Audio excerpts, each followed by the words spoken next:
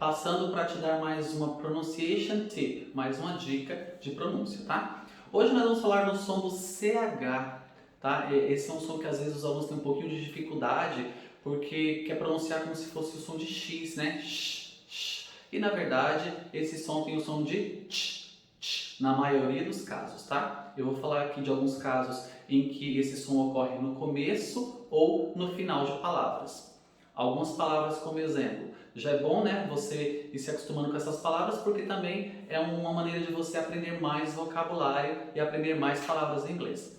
Então vamos lá, alguns exemplos são chalk, challenge, champion, choose. Ok?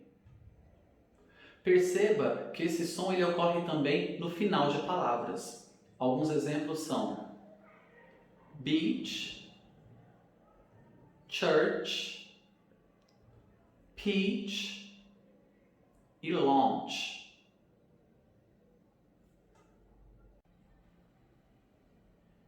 Claro que existem também algumas exceções, tá?